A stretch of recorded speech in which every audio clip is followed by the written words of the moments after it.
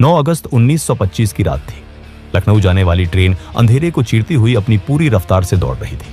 मुसाफिर खिड़कियों से आती ठंडी हवा का मजा ले रहे थे। लखनऊ अभी करीब 15 किलोमीटर दूर था। तभी बोगी के अंदर एक इशारा हुआ। एक बड़ी मूंछों वाले शख्स ने अपनी सीट से इशारा किया और तभी टोपी पहने एक दूसरे आदमी ने फुर्ती से उठकर ट्रेन की इमरजेंसी चेन खींच दी। लोहे के पहिए पटरियों पर घिसटे और एक तेज कान फोड़ देने वाली आवाज के साथ गाड़ी की रफ्तार थमने लगी। यात्रियों को कुछ समझ आता। उससे पहले ही अलग अलग सीटों पर बैठे 10 लोग अचानक खड़े हो गए। उनके हाथों में पिस्तौलें तनी हुई थी। पूरे डिब्बे में सन्नाटा छा गया। तभी एक कड़क आवाज गूंजी, खबरदार, कोई अपनी जगह से नहीं हिलेगा। यात्रियों को लगा कि ये कोई डकैत है, लेकिन ये कोई मामूली अपराधी नहीं थे। ये वो जाबाज क्रांतिकारी थे जो अपने निजी फायदे के लिए नहीं बल्कि देश को आजाद कराने के लिए हथियार उठा रहे थे। ये चोरी नहीं थी, ये ऐलान ए जंग था। ये था द काकोरी ट्रेन एक्शन। साल 1920 तक अंग्रेजों का अत्याचार अपनी हदें पार कर चुका था। 1919 में वे रॉलेट एक्ट जैसा काला कानून लाए, जिसके तहत किसी को भी बिना सबूत सिर्फ शक के आधार पर जेल में डाला जा सकता था। जब लोगों ने इसका शांतिपूर्ण विरोध किया तो 13 अप्रैल 1919 को अमृतसर के जलियांवाला बाग में अंग्रेजों ने निहत्थे लोगों पर अंधाधुंध गोलियां चलवा दी। इसमें हजारों मासूमों की जान गई। इस क्रूरता ने हर भारतीय का खून खौला दिया। अब लोगों के दिलों में गुलामी के खिलाफ गुस्सा था और वे अंग्रेजों को ये बता देना चाहते थे कि भारत उनका नहीं बल्कि भारतीयों का है। 1920 में गांधी जी ने अंग्रेजों की कमर तोड़ने के लिए नॉन कोऑपरेशन मूवमेंट शुरू किया। उनका मकसद शांति से अंग्रेजों का सहयोग बंद करना था ताकि उनका मुनाफा खत्म हो जाए। इस अपील का जबरदस्त असर हुआ। छात्रों ने स्कूल कॉलेज, वकीलों ने कोर्ट और लोगों ने विदेशी सामान और सरकारी नौकरियां छोड़ दी। यहां तक कि क्रांतिकारी भी गांधी जी के साथ हो लिए।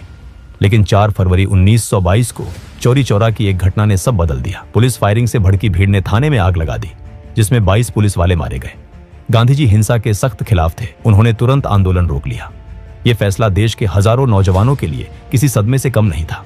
सोचिए उस युवा के बारे में जिसने देश के लिए अपना सब कुछ छोड़ दिया था और अचानक उसे कहा जाए कि वापस घर जाओ, आंदोलन खत्म। उन्हें लगा कि उनके जज्बातों के साथ धोखा हुआ है। उन्हें लगा कि सिर्फ अहिंसा से अंग्रेजों को नहीं भगाया जा सकता। उन्हें अब एक नए रास्ते की तलाश थी और वो रास्ता था सशस्त्र क्रांति का।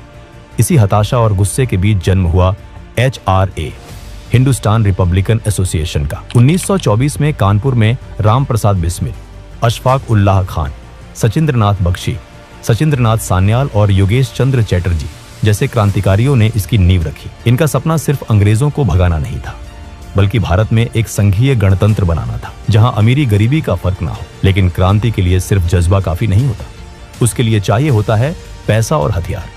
और यही से शुरू होती है काकोरी की असल कहानी।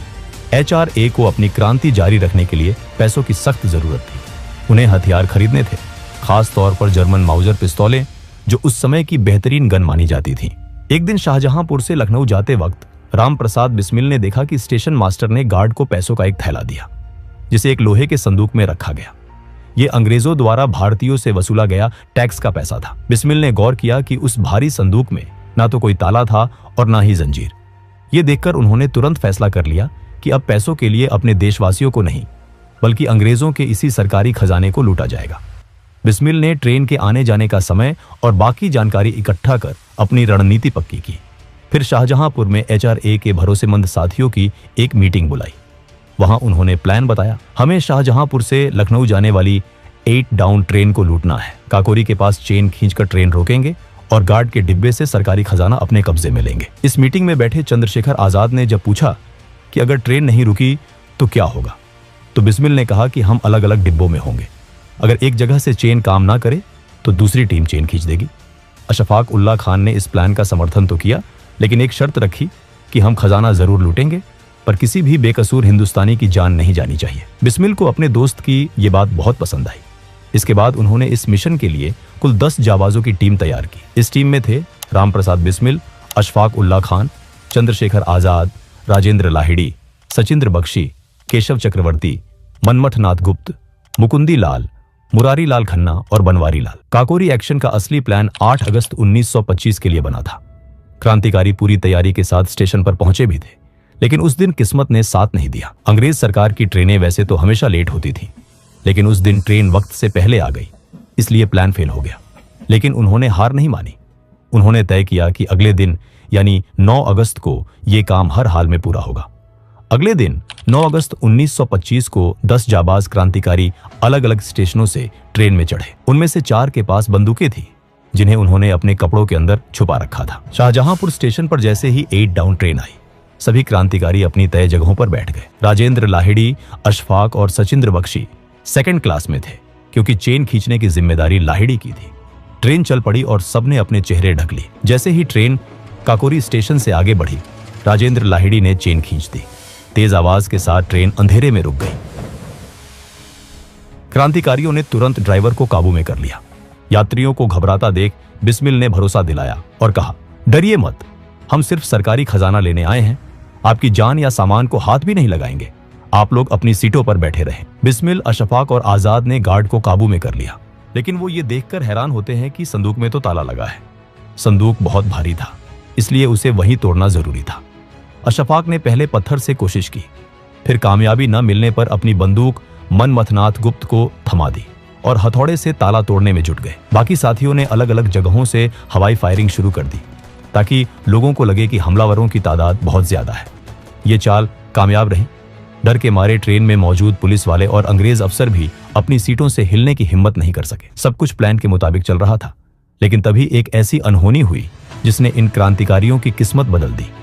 ट्रेन काफी देर से रुकी थी तो अहमद अली नाम के एक मुसाफिर अपनी पत्नी का हाल लेने महिला डिब्बे की तरफ बढ़े। मनमथनाथ गुप्त, जो उस समय काफी कम उम्र के थे, उन्हें गलतफहमी हुई कि कोई हमलावर आ रहा है। राम प्रसाद बिस्मिल समझ गए थे कि वो एक आम आदमी है, लेकिन इससे पहले कि वो मनमथ को रोक पाते, घबराहट में गोली चल गई। अहमद अली की मौके पर ही मौत हो गई। ट्रेन में सन्नाटा छा गया।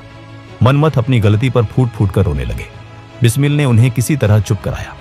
उनका उसूल था कि किसी हिंदुस्तानी की जान नहीं जानी चाहिए, लेकिन जो हो चुका था उसे बदला नहीं जा सकता था।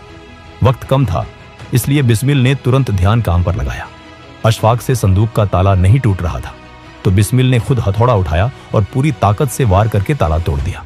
अंदर से करीब 8,000 रुपये मिले, जिनकी कीमत आज लाखों में होगी। तभी सामने से पंजाब मेल ट्रेन आती दिखाई दी, लेकिन किस्मत से वो ट्रेन बिना रुके निकल गई। जल्दी जल्दी पैसे चादरों में बांधकर वो सब वहां से भागे। गोमती नदी के किनारे चलते हुए वो लखनऊ पहुंचे और रात एक पार्क में पेड़ों के नीचे गुजारी। अगली सुबह वो देखते हैं कि अखबारों में ये खबर आग की तरह फैल चुकी थी। उन 10 साथियों ने आखिरी बार एक दूसरे को देखा और चुपचाप भीड़ में गायब हो गए। काकोरी की घटना की खबर जंगल में आग की तरह पूरे देश में फैल गई। लोगों को सबसे अच्छी बात यह लगी कि क्रांतिकारियों ने सरकारी खजाने के अलावा किसी आम मुसाफिर का एक पैसा भी नहीं छुआ था। ये अंग्रेजों के लिए सिर्फ धन की हानि नहीं थी, बल्कि उनकी सत्ता पर एक करारा तमाचा था। ब्रिटिश सरकार समझ गई थी कि अगर इन क्रांतिकारियों को तुरंत नहीं रोका गया तो बगावत की ये आग पूरे देश में फैल जाएगी। क्रांतिकारियों को लगा था कि उन्होंने पीछे कोई सबूत नहीं छोड़ा, लेकिन जल्दबाजी में एक चादर वहीं छूट गई। उस चादर पर धोबी का निशान लगा था। पुलिस उस निशान के जरिए शाहजहांपुर के धोबी तक पहुंची और वहां से पता चला कि वो चादर किसी और की नहीं, बल्कि राम प्रसाद बिस्मिल के घर की थी। सरकार ने तुरंत इनामों की घोषणा कर दी। बिस्मिल और उनके साथी अंडरग्राउंड हो गए, लेकिन पुलिस ने मुखबिरों का जाल बिछा दिया था। सितंबर 1925 से गिरफ्तारियों का सिलसिला शुरू हुआ। राम प्रसाद बिस्मिल 26 अक्टूबर को पकड़े गए। धीरे धीरे पूरा संगठन पुलिस की गिरफ्त में आ गया। सबसे दुखद बात यह रही कि इनमें से कई गिरफ्तारियां अपनों की गद्दारी की वजह से हुई। अशफाक उल्लाह खान, जिस बचपन के दोस्त के घर छिपे थे, उसी ने इनाम के लालच में पुलिस को खबर दे दी। लेकिन एक शेर था जो पुलिस के हाथ नहीं आया। वो थे चंद्रशेखर आजाद। वो पुलिस को चकमा देकर फरार हो गए। पुलिस ने HRA के कुल 40 से ज्यादा लोगों को गिरफ्तार किया। जेल में पुलिस ने इन वीरों को तोड़ने के लिए हर हथकंडा अपनाया। सख्ती की गई और लालच भी दिया गया।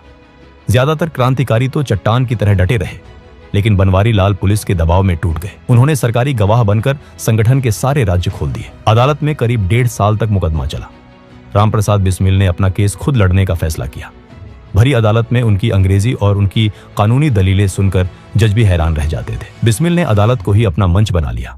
वो वहां अपने विचार रखते ताकि अखबारों के जरिए जनता तक उनकी बात पहुंचे। अंग्रेज सरकार डर गई कि कहीं बिस्मिल अपनी बातों से लोगों को और प्रभावित ना कर दें, इसलिए बाद में उन्हें खुद पैरवी करने से रोक दिया गया। सरकार का मकसद इंसाफ करना नहीं, बल्कि इतनी भयानक सजा देना था कि भविष्य में कोई भी भारतीय अंग्रेजों के खिलाफ सर उठाने की हिम्मत न कर सके। जुलाई 1927 में अदालत ने अपना फैसला सुनाया। 40 में से कुछ लोग रिहा हुए, लेकिन 4 मुख्य क्रांतिकारी राम प्रसाद बिस्मिल, अशफाक उल्लाह खान, राजेंद्र लाहिड़ी और रोशन सिंह को फांसी की सजा मिली। बाकी साथियों को काला पानी या लंबी कैद की सजा दी गई। देश भर में इसके खिलाफ प्रदर्शन हुए और रहम की अपील की गई, लेकिन अंग्रेजों को जनता में खौफ पैदा करना था, इसलिए उन्होंने सारी अपीलें ठुकरा दी। सजा सुनाए जाने के बाद और फांसी के बीच का जो वक्त था वो बहुत भावुक था। राम प्रसाद बिस्मिल एक कट्टर आर्य समाजी हिंदू थे और अशफाक उल्ला खान एक पक्के नमाजी मुसलमान। लेकिन इन दोनों की दोस्ती ने सांप्रदायिक सौहार्द की ऐसी मिसाल कायम की जो आज तक दी जाती है। बिस्मिल अक्सर मजाक में अशफाक से कहते थे, तुम तो मुसलमान हो, तुम्हें तो जन्नत में हुरें मिलेंगी, हमें क्या मिलेगा।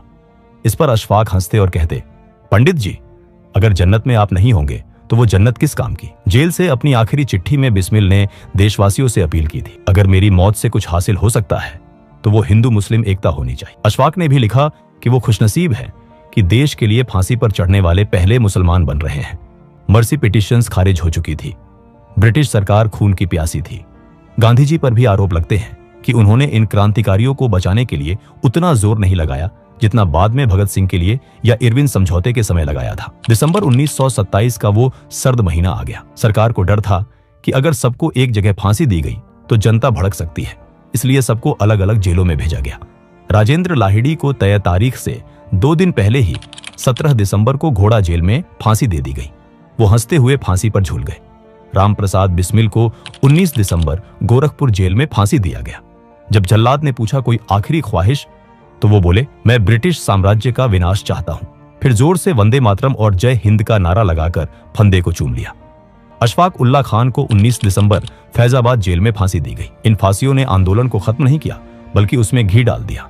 HRA खत्म हुआ तो उसकी राख से HSRA, Hindustan socialist Republican association का जन्म हुआ। चंद्रशेखर आजाद ने भगत सिंह, सुखदेव और राजगुरु के साथ मिलकर मशाल थामी और इनकलाब का नारा बुलंद किया।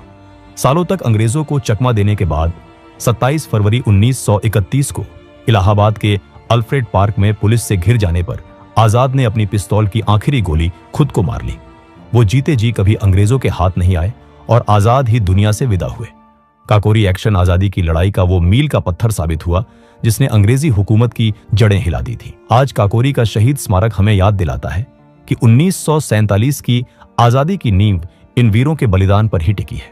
दोस्तों, अगर वीडियो पसंद आया हो तो वीडियो को एक लाइक जरूर करें और चैनल को भी सब्सक्राइब जरूर करें। हम ऐसे ही वीडियो हर हफ्ते लाते रहेंगे। तब तक के लिए जय हिंद।